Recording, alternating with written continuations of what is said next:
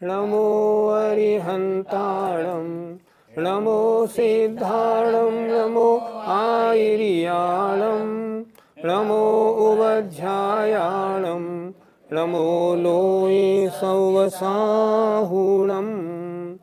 पंच परमेष्ठी भगवान की जय। उपदेश पढ़ना कैसे है? किताब निकाल लीजिए और किताब अपने सामने रखिए। बोर्ड पर इष्टोपदेश की एक एक श्लोक हम लिखेंगे, आप उसको देखते चलें, किताब देखते चलें, हम उच्चारण करें, आप भी हमारे साथ उच्चारण करें। ग्रंथ संस्कृत में है, अगर आप हमारे साथ उच्चारण करेंगे आपको बोलना आ जाएगा, आपको लय भी आ जाएगी।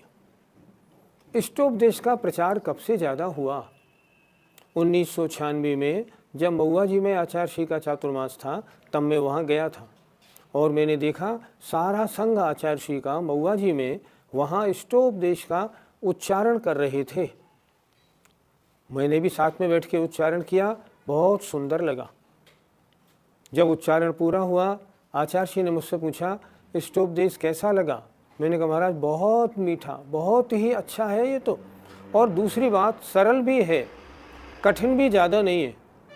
संस्कृत में है, घबराइएगा बिल्कुल नहीं। किताब आपके सामने है, बोर्ड आपके सामने है, हम आपको एक एक शब्द का अर्थ पढ़ाएंगे। इतनी अच्छी तरह आपकी समझ में आ जाएगा कि पढ़ाते पढ़ाते ही आधा याद हो जाए। करना क्या है? करना यह है, इष्टोपदेश तो ऐसा ग्रंथ है जो आपको जवानी याद करना है। इसमें 51 श्लोक हैं। याद कैसे होंगे? याद करना बड़ा इजी है। जैसा हमने याद किया ऐसे आप याद करें। हमने भी 50-55 वर्ष की उम्र में याद किया था। आपको ऐसा करना है, इसका एक श्लोक रोज याद करिए, ज़्यादा नहीं। एक श्लोक रोज याद करेंगे, 51 दिन में आपका इष्टोपदेश पूरा आपको याद हो जाएगा। हमने पढ़ाया और आपने पढ़ा, याद नहीं किया, किताब उठा के रख दी, कुछ आनंद आने वाला नहीं। ये तो ऐसा ग्रंथ है, इतना मीठा, इतना उपकारी, इतना सुखदायी ग्रंथ है, ये तो आपको जवानी याद रहना चाहिए। हमेशा कहीं भी सफ़र करें, कुछ भी करें, अंदर गुनगुनाहट रहनी चाहिए इष्टोपदेश की। तो आइए इष्टोपदेश हम पढ़ेंगे और पढ़ के इसको याद करेंगे, समझेंगे और जीवन में उतारेंगे। अपनी अपनी पुस्तक खोल लीजिए। पहली कारिका हम शुरू करते हैं।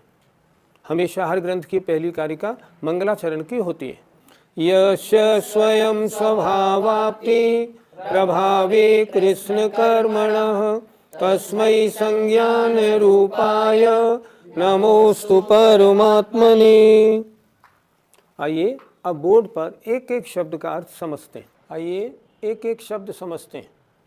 पहला यस्य, जिसको, स्वयं अपने आप, स्वभाव आपति, स्वभाव की प्राप्ति हुई हो, अभावे, अभाव होने पर, ये रा जो है इधर आपति का विसर्ग हो गया, यहाँ अभावे रह गया। अभावे, अभाव होने पर, कृष्ण माने समस्त, कर्मणः, कर्मों के। कैसे अर्थ लगाएंगे? जिसको अपने आप ही समस्त कर्मों के अभाव होने से स्वभाव की प्राप्ति हुई है, तस्मै उस संज्ञान रूपायो अनंत ज्ञान स्वरूप, अनंत ज्ञान के स्वामी परमात्मने, परमात्मा को नमः अस्तु, नमस्कार हो। मंगलाचरण में अपने जो वंदना करने योग्य होते हैं उनकी वंदना की जाती है। इसमें परमात्मा की वंदना, परमेष्ठियों की वंदना है। देखें, जिसको अपने आप ही स्वभाव की प्राप्ति हुई है, अभाव होने से समस्त कर्मों के, जिसको समस्त कर्मों के अभाव होने से स्वभाव की प्राप्ति हो गई है अपने आप, तस्मै उस अनंत ज्ञान रूप, संज्ञान रूपाय अनंत ज्ञान स्वरूप परमात्मा को नमस्कार हो। किसको नमस्कार किया गया? परमात्मा के लिए। परमात्मा कैसे हैं? जिनको समस्त कर्मों के नष्ट होने से अनंत ज्ञान स्वरूप आत्मा की प्राप्ति हुई है। पंडित जी, इष्टोपदेश का अर्थ क्या होता है? इष्ट माने अच्छा लगने वाला, इष्ट माने प्रिय, इष्ट माने सुखदाई, उपदेश माने उपदेश। आचार्य ने हमारी आत्मा को सुख देने वाला, हमारी आत्मा को प्रिय जो उपदेश है वो उपदेश इसमें दिया है। कितना सुंदर नाम है, इष्ट उपदेश, अर्थात आत्मा को सुख देने वाला। संसारी आत्मा दुख में भटक रही है, इस दुख से कैसे पीछा छूटे, सुख में कैसे पहुँचे, इसका उपदेश इस छोटे से ग्रंथ में दिया गया है। इसलिए नाम बड़ा प्यारा है, इष्टोपदेश। पंडित जी, इस ग्रंथ के रचयिता कौन है? कर्नाटक प्रदेश में एक नगर है कोलंगल। उसमें पहले एक महानुभाव रहते थे, ब्राह्मण कुलोत्पन्न थे, माधव भट्ट। उनकी श्रीमती जी का नाम था श्री देवी। आज से लगभग 1500 वर्ष पहले की बात है, 5वीं-6वीं शताब्दी में उनके यहाँ आचार्य पूज्यपाद का जन्म हुआ। ग्रंथ के रचयिता आचार्य पूज्यपाद, मूल नाम देवनंदी। उनके घर देवनंदी जी का जन्म हुआ। इस ग्रंथ के रचयिता रहे आचार्य देवनंदी या पूज्यपाद महाराज। ये पूज्यपाद महाराज की एक बड़ी विशेषता रही, इन्होंने हम लोगों पर बड़ी अनुकंपा करके हमारे मन, वचन और काय तीनों के लिए ग्रंथ लिखे। ये पहले आचार्य हैं ऐसे जिन्होंने तीनों के ऊपर ग्रंथ लिखे हों। हमारे मन को ठीक करने के लिए इन्होंने समाधि तंत्र और इष्टोपदेश जैसे ग्रंथ लिखे। हमारे वचनों को सही करने के लिए जैनेन्द्र व्याकरण लिखी। इन्होंने हमारे शरीर को ठीक करने के लिए वैद्यक ग्रंथ भी लिखे जो अभी अप्राप्य हैं। बड़े सौभाग्य की बात, जितनी 10 भक्तियाँ पढ़ने में आती हैं ना, ये सब आचार्य पूज्यपाद की लिखी हुई हैं। मूल नाम था देवनंदी। ये मुनि बने थे, ब्राह्मण कुलोत्पन्न। इन्होंने जैन धर्म स्वीकार किया, मुनि बने और बहुत अच्छी चर्या इनकी थी। इनके तप के प्रभाव से एक ऐसा लेप इन्होंने बनाया था जिस लेप को अपने पैर के नीचे लगाने से ये आकाश में उड़ जाया करते थे और जहाँ जाना चाहते थे वहाँ जाते थे। ऐसा भी सुना जाता है कि ये विदेश क्षेत्र भी जाते थे, ऐसा भी सुना है। वर्तमान में इनका सबसे जो प्रचलित ग्रंथ है उसका नाम है सर्वार्थ सिद्धि। ये सर्वार्थ सिद्धि तत्वार सूत्र पर लिखी हुई वर्तमान उपलब्ध सभी टीकाओं में सबसे पुरानी टीका है, 5वीं-6वीं शताब्दी की। सुनते हैं इससे पहले गंधहस्ती महाभाष्य लिखा गया आचार्य समंतभद्र महाराज के द्वारा, वह आज उपलब्ध नहीं है। उपलब्ध सभी टीकाओं में सर्वार्थ सिद्धि सबसे प्राचीन टीका है और इतनी प्रामाणिक है वो कि अकलंक स्वामी ने जो अपना राजवार्तिक लिखा उसमें उन्होंने सर्वार्थ सिद्धि को ही पूरा आधार बनाया। सबसे प्रामाणिक टीका सर्वार्थ सिद्धि ही मानी जाती है। सर्व अर्थ की सिद्धि करने वाला अर्थात तत्वार सूत्र के एक एक सूत्र के बारे में वास्तविकता बताने वाला वो ग्रंथ था। आपकी एक अन्य विशेषता रही कि आपके जो लक्षण थे ना बहुत शानदार थे। इसीलिए संस्कृत में एक श्लोक भी आता है पढ़ने को, प्रमाण मकलंकस्य पूज्यपादस्य लक्षणम। प्रमाण अकलंक स्वामी का और लक्षण पूज्यपाद स्वामी के सर्वमान्य रहे। बड़ा सौभाग्य है कि आप सबको इष्टोपदेश पढ़ने और सुनने को मिलेगा। मैं भी बड़ा प्रसन्न हूँ क्योंकि पढ़ाने में अपनी पढ़ाई सबसे ज़्यादा होती है, लेकिन आनंद जब ही आएगा जब एक एक शब्द का अर्थ समझें और इसको याद करें और अपने जीवन में नित्य इसके पाठ करने का अभ्यास करें। पंडित जी, अपने स्वभाव की प्राप्ति अपने आप कैसी हो सकती है? शीशे के ऊपर किसी ने मैल लगा दिया हो, शीशे पे मैल लगा है, मुख साफ नहीं दिखेगा। क्या करना होगा? शीशे पर लगे हुए मैल को हम धो दें। धोने पर उस शीशे में अपने आप मुख को साफ दिखाने की शक्ति आ जाती है कि नहीं? आ जाती है। ये उसका स्वभाव है। उसी प्रकार अनादिकाल से हमारे आत्मा का जो स्वभाव है, अनंत ज्ञान, अनंत दर्शन, अनंत सुख और अनंत वीर्य, उसको इन कर्मों ने ढक रखा है। जिन महापुरुषों ने तपस्या के द्वारा इन कर्मों को, ज्ञानावरणी को नष्ट किया, अनंत ज्ञान प्राप्त हो गया। दर्शनावरणी गया, अनंत दर्शन मिला। मोहनी कर्म गया तो अनंत सुख प्राप्त हो गया और अंतराय गया, अनंत शक्ति आ गई। तो ये कहीं बाहर से नहीं आई, आत्मा में पहले से थी, केवल ऊपर लगे हुए मैल जो कर्मों का मैल था उसको हटाना था, कर्मों का मैल हटाया, अपने आप आत्मा को प्राप्ति हो गई।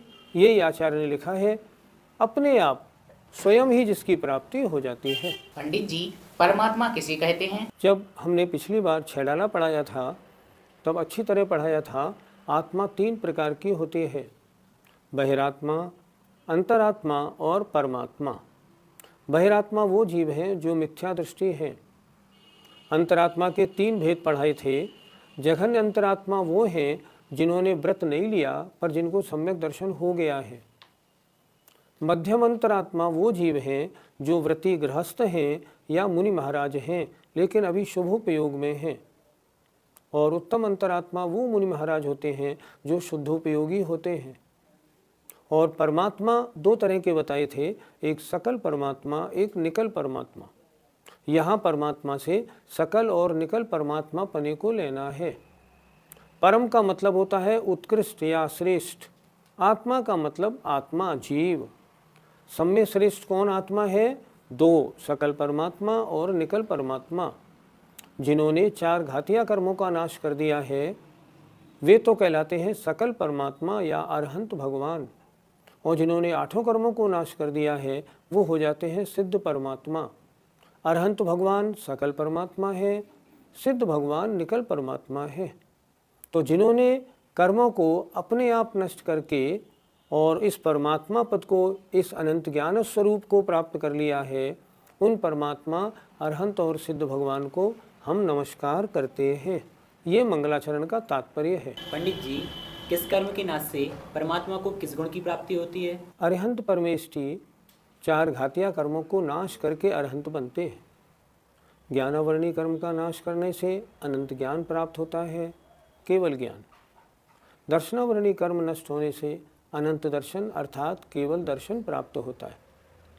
मोहिनी कर्म के 2 भेद हैं, दर्शन मोहिनी के नाश होने से क्षायिक सम्यक्त और चारित्र मोह के नाश होने से क्षायिक चारित्र। दोनों को मिला के, क्योंकि संसारी अवस्था में दुख के 2 कारण हैं, मिथ्यात्व और कषाय। इन मिथ्यात्व और कषायों के नष्ट होने से जीव को दुख मिलना समाप्त, सुख की प्राप्ति होती है। इसलिए आचार्य कहते हैं मोहिनी कर्म का नाश होने से अनंत सुख। दर्शन मोहिनी भी गया, मिथ्यात्व गया, चारित्र मोहिनी गया, कषाय गई। मोहिनी कर्म का नाश होने से अनंत सुख और अंतराय कर्म का नाश होने से अनंत वीर्य। 4 घातिया कर्मों का नाश अरहंत परमात्मा करते हैं। सिद्ध परमात्मा के 8 कर्म नष्ट हो जाते हैं। 4 अघातिया कर्मों को देखें। वेदनी कर्म का नाश हुआ, अव्याबाधत्व, अब उनके सुख में बाधा नहीं रहती। आयु कर्म का नाश हुआ, अवगाहनत्व।